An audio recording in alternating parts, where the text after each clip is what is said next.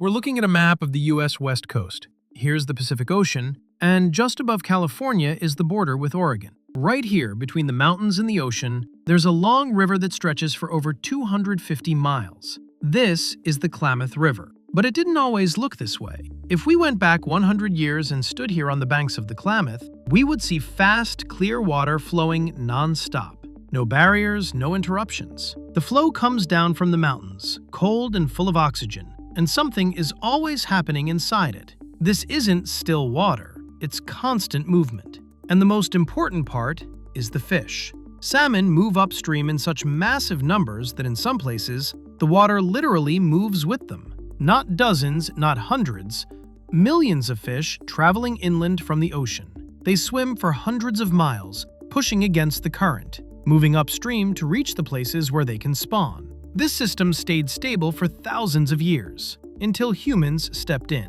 But the real problem didn't start when people interfered. It started when they tried to fix it. No one expected this. To understand this, you first have to look at what people actually did here. In the early 1900s, dams started going up along the river. These were hydroelectric projects, and it made sense at the time. Electricity, water control, support for agriculture, all of that was needed. Over time, a chain of dams appeared along the Klamath, and some of them stood for more than 100 years. But at that point, the river stopped being a river in the usual sense, because a dam does one simple thing. It stops the flow. Water that once moved freely from the mountains to the ocean is now broken into sections. It hits a wall, slows down, builds up, and spreads out. The river turns into a chain of reservoirs, and the first thing that breaks is fish migration. Salmon can't move past the dam. They reach it, and that's it. A dead end. Huge sections of the river that were once used for spawning become completely inaccessible. Before the dams, salmon populations in the Klamath Basin were estimated in the hundreds of thousands, sometimes millions per year. After that, numbers dropped fast. In some periods, the decline was so severe that populations were close to collapse. But the problem isn't just the fish. Once the water stops flowing, everything about it starts to change. A river is built for movement. When that movement disappears, physical and chemical changes begin. The water starts to warm up, especially in the summer, and warm water holds less oxygen. As a result, oxygen levels drop, and that creates a direct problem for fish. But then another process begins. In warm, still water, algae start growing rapidly, and they don't just make the water look worse, they release toxins. These toxins can damage the liver of animals and can even be dangerous for humans. On the Klamath, these blooms were recorded regularly. In some years, toxin levels were dozens of times above safe limits. The water became unsafe not only for drinking, but even for contact. But there was also another process, one that almost no one could see. It was happening at the bottom. Sediment was building up there, and it's not just dirt. It's a complex mix of decaying plants, fish remains, bacteria, organic matter, and waste from algae. Every season adds a new layer. In spring, floods bring in organic material. In summer, algae grow and then die. In fall, vegetation enters the water. In a normal river, the current carries a large part of this downstream. But here, that doesn't happen. The water just sits, and everything stays in place. Over time, this layer gets thicker, in some places reaching several feet, sometimes over 10 feet deep. Inside that layer, conditions aren't normal anymore. There's almost no oxygen. Anaerobic bacteria take over. They break down organic material and release substances like ammonia and hydrogen sulfide. And all of this builds up over years, over decades. So in the end, the dam doesn't just hold back water, it traps everything that has accumulated in that water. And the system stayed like this for decades. By the early 2000s, it became clear that the dams were causing serious damage to the ecosystem.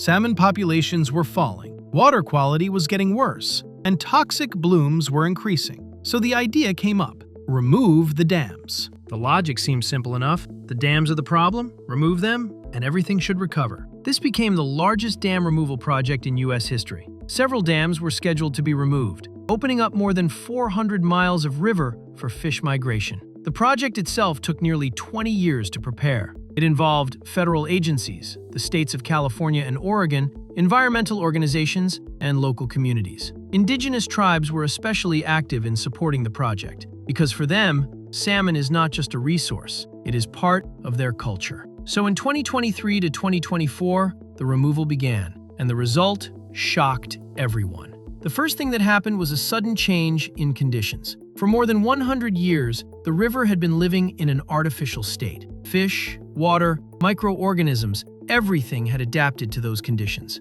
It had already become a different system. And when those conditions changed suddenly, living organisms couldn't adapt fast enough. For example, water temperature. In reservoirs, it was often higher, especially in the summer. When the flow is restored, temperature starts fluctuating more. In some places it drops, in others it remains high, depending on weather conditions.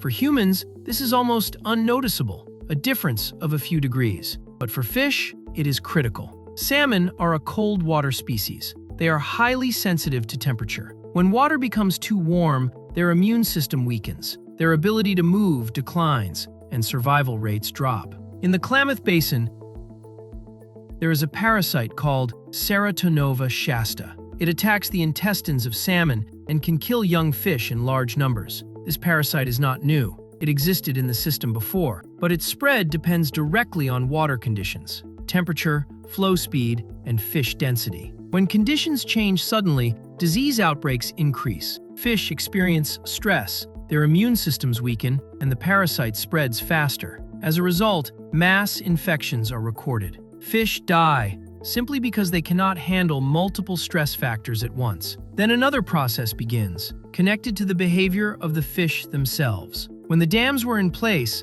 fish movement was restricted. This is bad for the ecosystem overall, but it creates more predictable conditions. Fish concentrate in specific areas, and the system adapts to that. When the dams are removed, fish gain access to new areas, but they do not spread out evenly. They move unpredictably, searching for new routes, encountering new conditions. That adds stress. Juvenile fish, which are just beginning their journey downstream to the ocean, suddenly find themselves in an environment that is very different from what they were adapted to. As a result, survival drops again. Another important factor is oxygen. Fish need it to survive. When conditions change suddenly, oxygen levels start to fluctuate. After the dams began to be removed and all the accumulated sediment started moving downstream, the system did not just change, it experienced a shock. When large amounts of organic material enter the water, bacteria begin to break it down, and for that, they use the same oxygen that fish need.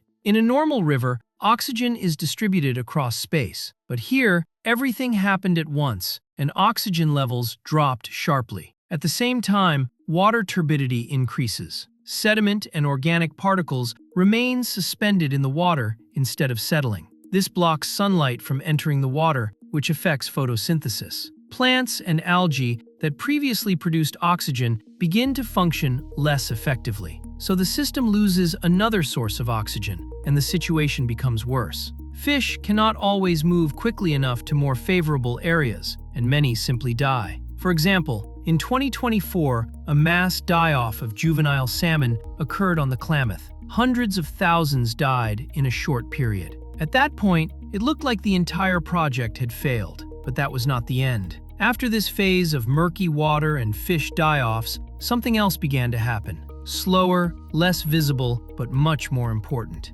Fish started coming back. For the first time in more than 100 years, salmon were recorded moving upstream past the former Iron Gate Dam. This is a key point because it had blocked access to the upper basin for decades. And this is not about a few individual fish. Observations show consistent movement, including adult fish moving upstream to spawn. That means the system has physically become passable again. Then, further changes followed. Fish did not just move through former dam locations. They started entering tributaries. In the upper Klamath Basin, there are cold mountain streams where water temperature is lower and oxygen levels are higher. These conditions are considered ideal for salmon spawning, and now fish are beginning to use these areas. This is a turning point, because before the entire life cycle was compressed into a limited part of the river. Now it is expanding again. Another important change is fish behavior. Observations show that salmon are now spreading more evenly along the river. Before, because of the dams, they were forced to concentrate in narrow areas below barriers. Now, this is no longer the case. Fish disperse, move into different sections, and choose more suitable conditions. This reduces competition and lowers stress within the population. Juvenile behavior is also changing. Young salmon moving downstream to the ocean are beginning to use faster-flowing sections of the river. This is important because flow speed directly affects survival. The faster the current, the less time fish spend in dangerous zones. And now, after the restoration of flow, these sections are appearing again. Biologists are also recording gradual improvements in water quality in certain segments. After the main wave of turbidity passes, the current begins to clean the riverbed. In upper sections, areas with clearer water are already being observed, closer to natural conditions. And these are exactly the areas where fish are moving first. Monitoring systems confirm this. Scientists use fish counters, radio tags, and other tracking methods. The data shows that the number of fish passages is gradually increasing as conditions stabilize. This does not mean the population has fully recovered. Numbers are still below historical levels. But the key parameter has changed: access. The river is open again. And this starts a long process that was impossible before. There is also a shift in spawning distribution. Previously, most eggs were laid in lower sections of the river because fish could not reach upstream areas. Now this process is gradually shifting upward. This matters because upper sections are usually better protected from overheating and have more stable conditions. These areas act as a reserve for the population. And that is not all. Other species connected to this system are also returning. For example, trout and other cold-water fish are starting to appear in areas where conditions were previously unsuitable. This is an indirect sign that the ecosystem is reorganizing. So what do we get in the end? Yes, in 2024 there was a major disruption. Murky water, disease, fish die-offs. But after some time, processes began to appear that had not been possible before. And there is reason to believe that things will continue to improve, because there is another similar case in the United States. That case is the Elwha River in Washington state. The story there is almost the same. For decades, dams stood on the river. The system was altered.